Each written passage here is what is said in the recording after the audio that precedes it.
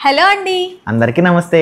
So ఈ వీడియోలో ఏంటంటే ఈ 9 months జర్నీ చెర్రీకి ఎలా అనిపించింది అండ్ ఇందులో మాకు జరిగిన కొన్ని గుడ్ థింగ్స్ కావచ్చు, బ్యాడ్ థింగ్స్ కావచ్చు, గుడ్ ఫీలింగ్స్ కావచ్చు, ప్రతి ఒక్కరికి జరుగుతాయి. బట్ స్టిల్ మాకు కూడా కొంచెం ఫీలింగ్ అనేది ఉంటుంది కదా. ఇది మళ్ళీ తర్వాత చెప్పుకోవాలంటే కూడా ఆ ఫీల్ నేను ఫీల్ అవ్వలేను. ఇప్పుడు ప్రెసెంట్ ఆ ఫీల్లో ఉన్నాను కాబట్టి నేను కూడా షేర్ చేసుకోవాలనుకుంటున్నాను. సో ఫస్ట్ బుజ్జి, నీకు ప్రెగ్నెన్సీ అని అంటే ప్రెగ్నెంట్ అని తెలిసింది కదా స్టార్టింగ్ మనం టెస్ట్ చేసుకున్నప్పుడు. సో అప్పుడు నీ ఫీల్ ఎలా ఉండింది? ఏముంటుంది, ఫస్ట్ మనం కూడా సబ్జెక్ట్ రా అన్నట్టు అనిపిస్తుంది. తర్వాత నెక్స్ట్ డే వచ్చేసి కొంచెం భయం వేసింది. అండ్ నా వీడియోస్ ఎక్కడ ఆగిపోతాయి, కంటెంట్ పరిస్థితి ఏంది, మనం ఇప్పుడు ఒక్కసారిగా ఈ 1 year అంతా హోల్డ్ అయిపోద్దా మన ఛానల్ మొత్తం, ఏంది మన పరిస్థితి నెక్స్ట్ ఏంది అని చెప్పి కొంచెం భయం వేసింది. మనం ఏమైనా కొంచెం తొందరపడ్డామా అట్లా ఇట్లా అని చెప్పేసి అమ్మాయిని వచ్చి అడిగా, మన వీడియోస్ ఆగిపోతాయేమో, గ్రోత్ బాగా స్టేబుల్గా ఉన్న టైంలో మళ్ళీ మనం డౌన్ అయిపోతాయేమో, మళ్ళీ 1 year తర్వాత నుంచి మళ్ళీ మనం కష్టపడాలంటే కష్టం కదా అంటే, అమ్మాయి ఉండేసి ఎక్కడా కూడా ఇది నీకు కష్టం అనిపించింది, దీనివల్ల ఆగిపోద్ది, దీనివల్ల మనం స్లో అవుద్ది అని నీకు అనిపించనివ్వను, 100% నేను ప్రామిస్ చేస్తున్నాను దీన్ని అని అనగానే చాలా ధైర్యం వచ్చేసింది నాకు. ఒక్కసారిగా ఆ పిల్ల చెప్పిన కొన్ని మాటల్లోనే చాలా ధైర్యం వచ్చేసింది.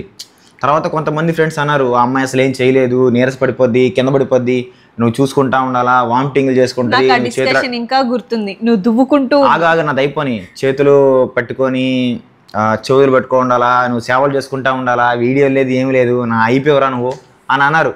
అంటే నా క్లోజ్ ఫ్రెండ్సే అన్నారు, ఎందుకంటే వాళ్ళు ఫేస్ చేస్తున్నారు కాబట్టి నాకు మంచి చెప్పాలని చెప్పారు. అండ్ నాకు భయం వేసింది అనమాట. మళ్ళీ వచ్చి చెప్పా సెకండ్ టైం కూడా, తలదూకుంటూ ఉన్నా, పైకి ఆలోచించుకుంటూ ఉన్నా, ఏమైంది అని వచ్చినప్పుడు ఇది చెప్పా, ఇది మా పరిస్థితి అని అంటే, నీకు ఇప్పటివరకు ఏమైనా అనిపించిందా అని. లేదు రాబోతుందేమో అని అంటే, భయపడబాక, మనం ఏమైతే చేసుకుంటూ పోతూ ఉన్నామో నువ్వు నీలానే ఆలోచిస్తావు కదా, అలానే ఆలోచించు, కొత్తగా వేరే వాళ్ళ థింగ్స్ పెట్టుకుని మైండ్లో అలా ఆలోచించుకు, స్ట్రాంగ్గానే ఉండు, మమ్మల్ని మోటివేట్ చేసే నువ్వే మోటివేషన్ నుంచి బయటికి వెళ్తే నిన్ను మేము మోటివేట్ చేసేంత సీన్ మాకు లేదు అని చెప్పేసింది. అని చెప్పేటప్పటికి తర్వాత ఓకే మళ్ళీ కొంచెం ఓకే, కాలానుగుణంగా ఏది జరగాలో నిర్ణయించబడి ఉంటుంది కాబట్టి, వెళ్ళిపోతూ ఉంటుంది కాబట్టి మనం చేసేసుకుందామని నేను ఫిక్స్ అయిపోయాను. అండ్ చేసుకుంటూ పోవడం క్రమంలో 4th month అయింది, వామిటింగ్ రాలా.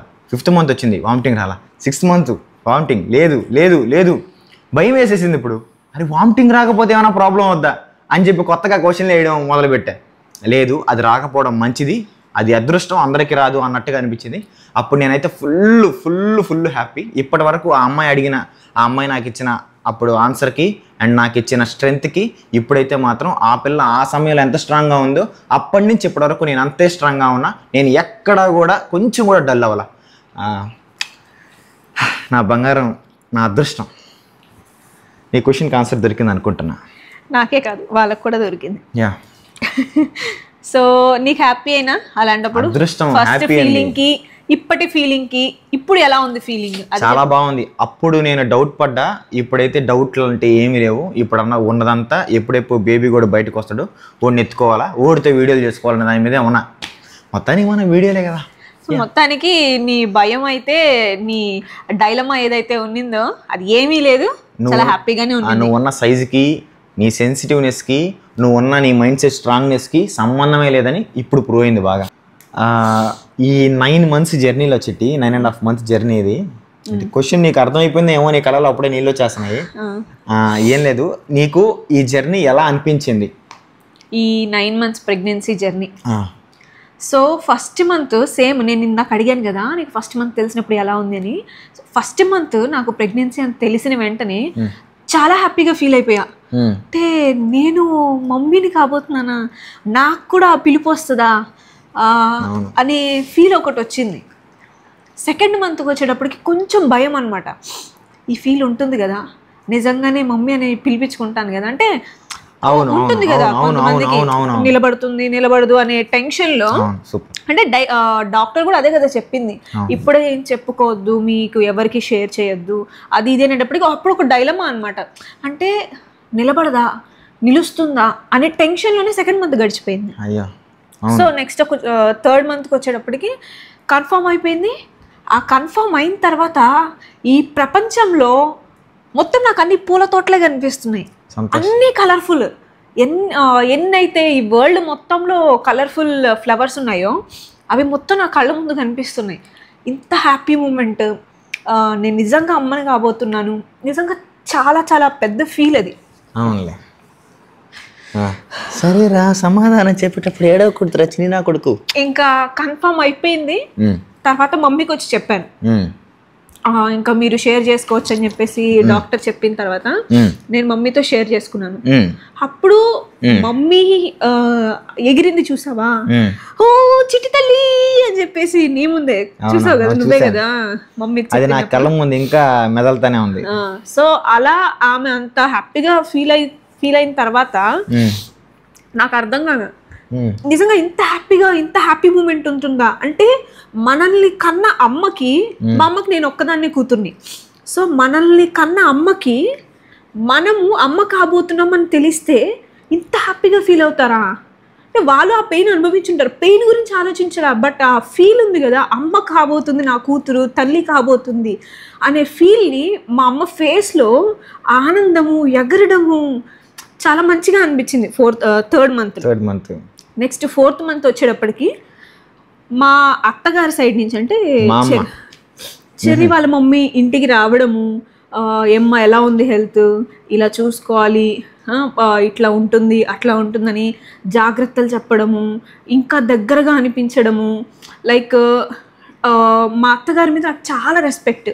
అంటే ఎక్కడ ఏమనేస్తానన్నంత, అంటే మాటల్లో ఇది కూడా నేను అనుకోకూడదు అని చాలా చాలా జాగ్రత్తగా మాట్లాడుతూ ఉంటానన్నమాట. ఏమన్నా తప్పుగా మాట్లాడేస్తేనేమో ఎలా తీసేసుకుంటారో అని. బట్ నాకు ఆ తర్వాత మా అత్తయ్య చూపించే ప్రేమ, ఆప్యాయత నిజంగా అసలు ఏం తెలియట్లే నాకు. అమ్మనైతే ఇలా చూస్తారా అందరు నన్ను, మా అత్తయ్య నన్ను ఇంత బాగా చూసుకుంటారా అంటే. మా అత్తయ్యలో ఉన్న ప్రేమ నాకు ఆ రోజు బయటపడింది అనమాట 4th మంత్ ప్రెగ్నెన్సీ అని తెలిసిన తర్వాత. అప్పటి వరకు ఏందనంటే బేసిక్గా మా అమ్మ ఈ అమ్మాయిని ఎలా అంటే అట్లా లైక్ చూసుకోవడంలో మనం ఎక్కువ దగ్గరైపోతే ఎక్కడ నాకు నా కోడలు దూరం అయిపోద్దా అనే భయంలో ఉండేదన్నమాట. అంటే లైక్ ప్రతి ఇంట్లో ఉంటాయి కదా జనరల్గా, అలాగా ఈ అమ్మాయికి దగ్గరైనప్పుడల్లా ఎక్కువ దగ్గర అవ్వకూడదు, ఎక్కువ దగ్గర అయిపోతే ఆ అమ్మాయి దూరం అయిపోద్ది అని చెప్పి ఎక్కువ నా దగ్గర ఉండేది. ఈ అమ్మాయితో మాత్రం అప్పుడప్పుడుగానే ఉండేదన్నమాట. ఎందుకంటే మేము ఎక్కువ డిస్టెన్స్ మెయింటైన్ చేసేవాళ్ళం. మోస్ట్లీ మా అమ్మ నెల్లూరులో ఉంటే మేము హైదరాబాద్లో ఉండేవాళ్ళం కాబట్టి అది ఎప్పుడు కుదిరేది కాదు. దగ్గర ఉండేది చాలా తక్కువ, చాలా వరకు తక్కువ. అండ్ పెళ్లి తర్వాత ఒక వారం 15 రోజుల తర్వాత వరకు కూడా చాలా దగ్గరగా తీసుకుంటూ ఉంటే వద్దురా నేను ఎందుకో దగ్గర అయిపోతానన్న ఫీలింగ్ వస్తుంది. ఎక్కువ దగ్గర అయ్యే కొద్దీ అది ఖచ్చితంగా ఇబ్బంది పడుతుంది. నేను ఫేస్ చేస్తున్నాను, నాకు ఆ ఎక్స్పీరియన్స్. కోడలతో, నాకు నచ్చిన కోడలతో అలాంటివి మా ఇద్దరికి రాకూడదు అని ఆమె చాలా జాగ్రత్తగా. ఆ తర్వాత నుంచి ఏంటంటే మా అమ్మ ఇంకా తీసేసుకుంటుంది అనమాట. ఎక్కువ తీసుకోవడం, ఈ అమ్మాయికి ఇంకా ఎక్కువ ప్రేమ పెరిగిపోవడం, ఆమె ఎక్కువ వీళ్ళిద్దరిని పట్టలేకపోతాం అసలు. ఆమె ఒకలాగా వీళ్ళిద్దరిని పట్టలేకపోతాం అనమాట. అది అలా 4th మంత్ అది 4th మంత్ అలా అనిపించింది అనమాట. చాలా మంచిగా అనిపించింది ఆ 4 months. నెక్స్ట్ 5th మంత్కి వచ్చేటప్పటికి అందరూ అడుగుతున్నారు చుట్టుపక్కలలో, అంటే మమ్మీ ఫ్రెండ్స్, రిలేటివ్స్, పెద్ద వాళ్ళు అంటూ ఉంటారు కదా, వాళ్ళందరూ అడుగుతున్నారు, ఏమ్మా ఎన్నో మంత్, ఎలా ఉంది, వామిటింగ్స్ ఏమైనా ఉన్నాయా, ఇలా ఏమన్నా అనిపిస్తుందా, హాస్పిటల్కి వెళ్ళావా, చెకింగ్కి వెళ్ళావా, అది ఇది అని అడుగుతుంటే బేసిక్గా ఈ పిల్లకి జాలి నచ్చదు. జ్వరం ఉందని అడిగినా కూడా ఏందో జ్వరం ఉంది నన్ను అడిగేసారు ఏంది అని అలా ఫీల్ అవుతుంది. మరి అది ఎలా నీకు నచ్చింది? చాలా బాగుండింది ఆ ఫీల్. మరి ఏమో అది తెలియదు, మరి ప్రెగ్నెంట్ వల్ల అలా అనిపించిందో, ఆ ఫీలింగ్ రావాలని అలా అనిపించిందో ఏమో తెలియదు, కానీ చాలా బాగుండింది ఆ ఫీలింగ్. ప్రతి ఒక్కరు కనిపించిన వాళ్ళు ఎన్నో మంత్ అమ్మా, అవునా, అరే నీకు బాబే పుడతాడు, నీకు పాపే పుడుతుంది, ఇలా డిస్కషన్ చాలా చాలా మాట్లాడని వాళ్ళు కూడా మాట్లాడడం, అది మాటలు చెప్పలేకపోతున్నా ఫీలింగ్ నేను. అదేలే చాలా బాగుంది ఆ ఫీలింగ్. సో 5th మంత్ వరకు అలా జరిగింది. నెక్స్ట్ 6th మంత్ స్కానింగ్కి వెళ్ళాం, టిఫా స్కాన్కి. వెళ్ళేటప్పుడు చాలా ఎగ్జైట్మెంట్తో ఉన్నాను అనమాట, బేబీని చూస్తా అని. బట్ నాకు ఎలా ఉంటుంది ఏందని ఏం తెలియదు కదా, ఫస్ట్ ప్రెగ్నెన్సీ కాబట్టి. ఏం తెలుసు, అక్కడికి వెళ్తే ఆమె చూసేస్తారు అనుకోండి, ఏదో మన 4K రెజల్యూషన్లో చూపిస్తారు అనుకున్నారు. అక్కడ బ్లాక్ అండ్ వైట్లో కనిపించక ఉంటుంది. అది కూడా బేబీ అటు తిరిగి ఉంటే కనపడదు అనమాట. బేబీ ఇటు తిరగాలి, ఆమె వెళ్ళింది అట్టెళ్ళి వచ్చాడు. మొత్తానికి అక్కడ బ్లాక్ అండ్ వైట్ దాంట్లో బేబీని అయితే చూసేసాను. అసలు చూసిన తర్వాత కూడా ఏంటి నా బొజ్జులో బేబీ ఉందా అంటే, బొజ్జ అప్పటికి ఇంకా రాదు కదా. నేను కూడా నేనే పిలిపించాను. పొట్ట కాళ్ళు సో ఏమంటారు 6th మంత్కి మనకి ఇంకా అప్పటికి బెల్లి కూడా అంత పెద్దది ఉండదు. బట్ అయినా కూడా ఏంది నా బొజ్జులో బేబీ ఉందా అంటే కదలికలు అవన్నీ చూస్తాం బ్యాక్ బోన్ కూడా చూపించారు. మా వాడు చూడగానే నాకు అయితే స్ట్రాంగ్ ఫీలింగ్ అనిపించింది. సో చాలా బాగుండింది 6th మంత్ ఫీలింగ్. ఆ స్కానింగ్ అప్పుడు చాలా చాలా బాగుండింది. నెక్స్ట్ 7th మంత్కి వచ్చేటప్పటికి కొంచెం ఏదో డల్ అవుతున్నాను అనే ఫీలింగ్ వచ్చేసింది. ఆ డల్ అవుతున్నాను అనే ఫీలింగ్లో నాకు భయం వేసేసింది. అంటే కొంచెం కొంచెం బెల్లి అనేది సైజ్ పెరిగే టైంకి అరే మనం షూట్స్ చేయాలన్నప్పుడు ఈ బెల్లి ఇట్లా కనిపిస్తుంది కదా, ఎలా ఉంటుంది కంటెంట్ని మళ్ళీ బెల్లి సైడ్కి మళ్ళీ ఇటు తిప్పాలి, ఎలా మేనేజ్ చేస్తాం, బెల్లి కనిపించకుండా మేనేజ్ చేయాలి. ప్లస్ ఏంటి మళ్ళీ ఇట్లాగా డ్రెస్సెస్ కొన్ని పట్టవు, బెల్లి సైజ్ పెరిగే కొద్దీ కొన్ని డ్రెస్సెస్ పట్టవు, కంటిన్యూటీ డ్రెస్సులు ఏం చేయాలి. ఈ షూటింగ్ పక్కకి కొంచెం ఇది మైండ్ వెళ్ళిపోయింది అనమాట, భయంగా ఈ 7th మంత్కి. ఇంక 8th మంత్కి వచ్చేటప్పటికి నాకు చాలా డల్ అయిపోయింది, హెల్త్ పరంగా కావచ్చు, చాలా నీరసంగా అనిపించడం. 7th మంత్ వరకు బాగుండింది, వామిటింగ్స్ లేవు, ఏం లేవు. Even 8th month 9th month కూడా నాకు వామిటింగ్స్ కూడా లేవు. బట్ 8th మంత్లో నాకు హెల్త్ అనేది చాలా చాలా డల్ అయిపోయింది. ఉన్నట్టుండి కళ్ళు తిరిగిపోవడం, ఉన్నట్టుండి నీరసం అయిపోవడం. బట్ స్టిల్ నేను స్ట్రాంగ్గా ఉన్నా. మార్నింగ్ అంతా కొంచెం డల్గా ఉంటుంది, ఆఫ్టర్నూన్ నుంచి నేను స్ట్రాంగ్గా ఉన్నా. వెళ్ళి బుజ్జికి చెప్పాను, బుజ్జి షూట్కి రెడీమా ఈరోజు అని చెప్పేస్తాను అనమాట. అంటే నేను ఎప్పుడైతే అతనికి మాట ఇచ్చానో నీకు ఎటువంటి అడ్డంకులు రానివ్వను, నేను ఇట్లా ఉంటాను, అలా ఉంటాను, హెల్తీగానే ఉంటాను, నా సైడ్ నుంచి నీకు ఫుల్ మాట ఇస్తున్నానని చెప్పాను కాబట్టి దాన్ని నేను నిలబెట్టుకోవాలి. అప్పటికి చెప్పాడు అతను, నీకు ఎప్పుడైనా ఏమన్నా హెల్త్ బాగాలేదు, లేదు నాకు ఇక్కడ నొప్పిగా ఉంది, అది బాగాలేదు, ఇది బాగాలేదు అంటే నాకు ముందుగానే చెప్పేసేయి, నువ్వు దాన్ని అట్లానే నీలో పెట్టుకొని దూరం తీసుకెళ్ళకు అని నాకు ఎప్పుడో చెప్పాడు. అలా చెప్పాడు కదా, వెళ్ళి చెప్దామా అని అంటే కాదు, దానికంటే ముందు మనం మాట ఇచ్చేసాం అతన్ని స్ట్రాంగ్గా చేయాలి అనేసి ఆ 8th మంత్ని బీట్ చేసుకుంటూ మార్నింగ్ కొంచెం డల్గా ఉన్నా కూడా రెస్ట్ తీసుకొని ఆఫ్టర్నూన్ నుంచి బుజ్జి నేను రెడీ షూట్ చేద్దాం, ఎక్కడ లొకేషన్, ఏది స్క్రిప్ట్, అది ఇది అతనికి చాలా సపోర్టివ్గా ఇవ్వాలని అనిపించింది. బట్ ఏంటంటే ఒక చిన్న బాధ ఏంటంటే నేను నిన్ను సరిగా చూసుకోలేకపోయానేమో. నువ్వు నన్ను ఆ సమయంలో నేను చూసుకోలేగా, నువ్వు నన్ను చూసుకునేదే ఏమో.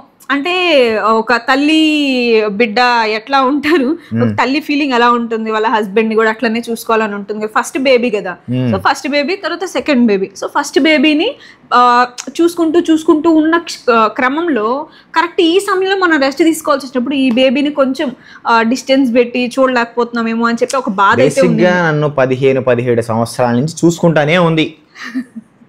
మనకి చూసుకోవాల్సిన అవకాశం దొరికింది, ఇది మన అదృష్టం. చూసుకోవాల్సిన సమయాన్ని నేను కంప్లీట్గా యూటిలైజ్ చేసుకుంటున్నా, ఇది నా అవకాశం. అది కూడా నువ్వు లాక్కునేస్తానంటే లేదు, నేనైతే చూసుకున్నాను. నేను ఏదైనా తీసుకురమ్మని చెప్పను, నాకు బేసిక్గా ఏం పనులు చెప్పదు, ఇది తీసుకురా అది తీసుకురా ఏం చెప్పదనమాట. ఇప్పుడు చెప్పడం నాకు సంతోషంగా ఉంది. మా వస్తూ ఇది తీసుకురా, ఇది తీసుకురా. మోస్ట్లీ మర్చిపోతా, ఎలాగో మ్యాక్సిమం మర్చిపోతాను. బట్ 70% కంప్లీట్ చేస్తాను, 30% అయితే మర్చిపోతా. ఏదో కంటెంట్ స్టోరీ సిరీస్ అని బండి పోతూ ఉంటుంది, ఎదురు చూస్తూ ఉంటా. చాలాసార్లు కూడా నేను కాన్షియస్లో ఎక్కువ ఉంటాను, తక్కువగా ఉంటా. నా చుట్టుపక్కల వాళ్ళు కూడా మోస్ట్లీ నన్ను వదిలేస్తారు, వాడేదో ఆలోచించుకుంటా ఉన్నాడు అట్ట అని. కానీ నాకు తెలిసినంత వరకు అండి, టెంపరీగా ఆలోచించే వాళ్ళకే ఎక్కువ కంటెంట్లు, ఎక్కువ మంచి కంటెంట్లు వస్తాయి. అండ్ వాళ్ళు ఏంటంటే ఇంకా నెక్స్ట్ నాకు 15 minutes బిఫోర్ది, 20 minutes బిఫోర్ది, గంట ముందుది, ఆ రోజు ముందు పెద్దగా నాకు గుర్తు తెచ్చుకుంటే వస్తాయి తప్ప ఎక్కువ వాటిని గుర్తు తెచ్చుకొని ఆలోచించుకుంటూ నేను అలా ఉండను. సో నాకు ఇది అవకాశం, నాకు చేసుకోవాల్సిన అవకాశం దొరికింది. సో దట్స్ వై నేను కంప్లీట్గా ఉపయోగించుకున్నాను. నా కంటెంట్లు ఏం చేసుకున్నా కూడా నా బిడ్డను చూసుకుని మహా అంటే 15 నిమిషాలు అంటే అంత పిల్లకంటే పెద్ద చూసుకోవలే పిల్లని. సో నేను చాలా హ్యాపీ. ఆ అవకాశం లాక్కోబాకు, మళ్ళీ ఇంకా చాలా రోజులు ఉన్నాయి, నేను చూసుకోవాల్సిన అవకాశం అది. నెక్స్ట్ 9th మంత్కి వచ్చేటప్పటికి భయం స్టార్ట్ అయింది. ఎప్పుడు డెలివరీ అయిపోతుందో, డెలివరీ ఎలా ఉంటుంది, పెయిన్స్ ఎలా ఉంటాయి, మొత్తం అసలు 9th మంత్. ఇంకొకటి చెప్పడం మర్చిపోయి, ఈ పిల్లకి ఎప్పుడు కోపం రాదు. నన్ను 4 సార్లు అరిచేసింది, నాకు అర్థం కాల, ఏంది పిల్ల మమ్మల్ని ఎప్పుడు అనలేదు అనుకుంటే. ఒక్కసారి నా ఫ్రెండ్ మనోజ్ చెప్పాడు, వాళ్ళకి కొంచెం మైండ్ స్వింగ్స్ అవుతూ ఉంటాయి, మూడ్ స్వింగ్స్ అవుతూ ఉంటాయి అన్నాడు.